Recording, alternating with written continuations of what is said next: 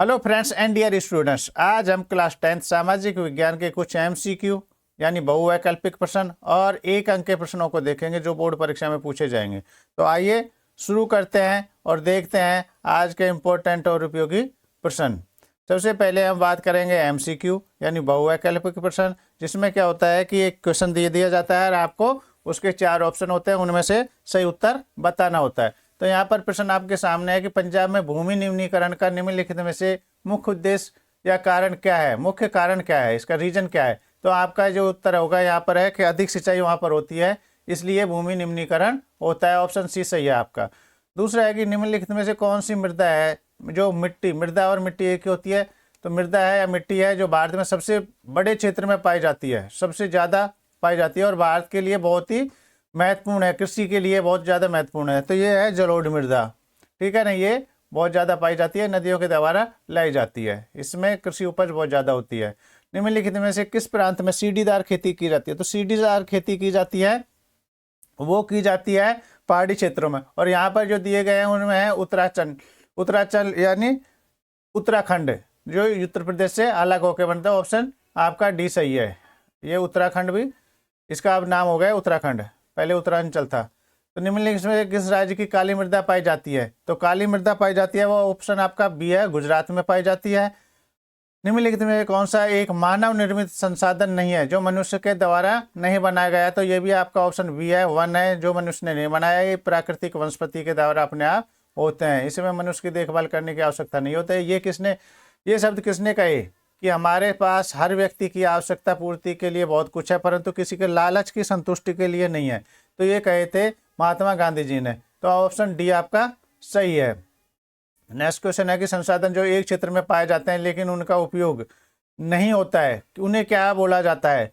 तो उन्हें बोला जाता है संभाव्य संसाधन। ऑप्शन बी सही है आपका। कौन से राज्य में लेटेराइट मृदा पाई जाती है। तो लेटेराइट मृदा पाई जाती है, वो पाई जाती है केरल में। तो ऑप्शन ए आपका सही है। इसी तरह से नेक्स्ट क्वेश्चन देखते हैं कि निम्नलिखित में से कौन सा प्राकृतिक संसाधन नहीं है जो मनुष्य के द्वारा बनाया गया है, प्रकृति के द्वारा नहीं। तो ऑप्शन बी भवन है, मकान है, बिल्डिंग है, वो मनुष्य के द्वारा बनाई है, नेचर ने नहीं बनाई है। इनमें से कौन सा एक संसाधन नवीकरणीय संसाधन है जिसका हम पुनः उपयोग कर सकते हैं। तो वह है आपका ऑप्शन डी जवारीय ऊर्जा। ये आपका सही है। अब कुछ क्वेश्चन इस तरह से हो सकते हैं, आपके याद करने में मदद मिलेंगे कि आपको यहाँ प्रश्न दे दिया जाएगा, खुद ही उसका उत्तर आपको देना है। तो इस तरह से तैयार करोगे तो आप ऑप्शन में भी जल्दी पहचान पाओगे। तो भारत में सबसे अधिक कौन सी मृदा पाई जाती है और इसका निर्माण किस प्रकार हुआ है। तो भारत में जो क्वेश्चन नंबर 2 ऑब्जेक्टिव टाइप था उसी का उत्तर है कि जलोढ़ मृदा पाई जाती है और इसका निर्माण नदियों द्वारा लाए गए जो अवसादों से हुआ है। तो ये अच्छे से आपको ये क्वेश्चन याद हो जाएगा इस तरह से। क्वेश्चन नंबर 2 है जो आपको खुद से उत्तर देना है उसके लिए कि महाराष्ट्र, सौराष्ट्र, मालवा में कौन सी मृदा पाई जाती है और इस मृदा का निर्माण किस प्रकार हुआ है। तो यहाँ पर काली मृदा पाई जाती है और इसका निर्माण ज्वालामुखी के मैग्मा तथा आग्नेय शैलों के द्वारा हुआ है। भारत में पाई जाने वाली विभिन्न मृदाओं में से किन्हीं 2 के नाम लिखो। तो बहुत सारी मृदा पाई जाती है, मृदा का मतलब मिट्टी बहुत सारी पाई जाती है, लेकिन आपको 2 के नाम लिखना है। मैंने यहाँ 6 दे दिए हैं आपकी याद करने के लिए, सुविधा के लिए। तो कौन कौन सी है। जलोढ़ मृदा है, काली मृदा है, लाल व पीली मृदा है, लेटेराइट मृदा है, मरुस्थलीय मृदा है और वन मृदा। इनमें से आपको अगर 2 पूछा जाता है तो का ही नाम लिखना है। नेक्स्ट है कि वन मृदा की 2 विशेषताएं लिखो। तो वन मृदा है, ये नदी घाटियों में मृदा दोमट तथा सिल्टदार होती है, परंतु ऊपरी ढलानों पर इनका गठन क्या होता है, मोटे कणों के द्वारा होता है। और हिमालय के हिम क्षेत्र, हिमालय बर्फ वाले क्षेत्रों में ये आदि सिल्क तथा हुमस रहित होती है, इनमें नमी कम होती है। अब नेक्स्ट क्वेश्चन है कि मरुस्थलीय मृदा की 2 विशेषता बताइए।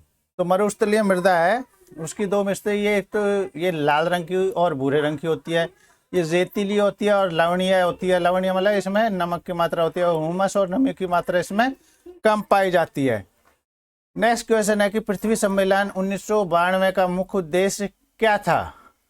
तो इसका मुख्य उद्देश्य पर्यावरण संरक्षण तथा सामाजिक आर्थिक विकास की समस्याओं का हल ढूंढना था। ये 1992 में ब्राज़ील के रियो डी जेनेरो में हुआ था। जो नेक्स्ट क्वेश्चन है वो भी इसी से रिलेटेड है। तो एजेंडा 21 क्या है, तो ये इसी से संबंधित है।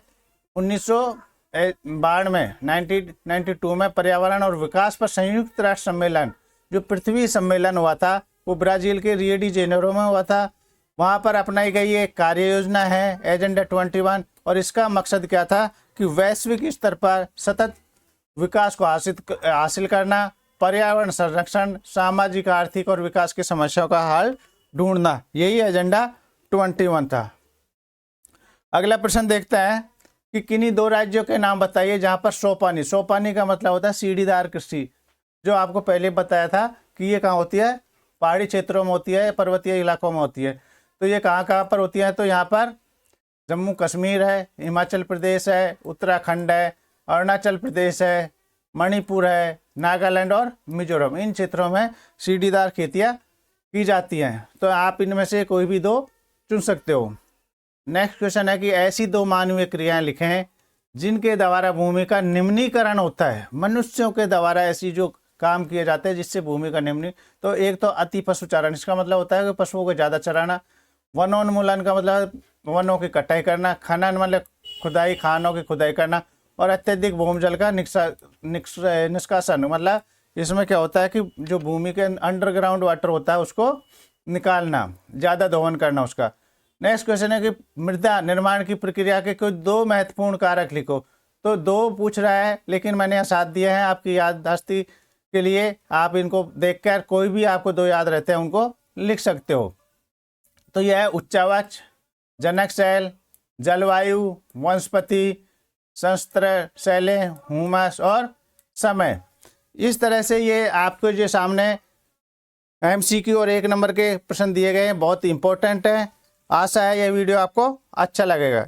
यदि आपको वीडियो अच्छा और उपयोगी लगे तो प्लीज़ चैनल पर नए हैं तो चैनल को सब्सक्राइब करें। वीडियो अच्छा लगे तो लाइक करें और कमेंट करके बताएं कि वीडियो कैसा लगा।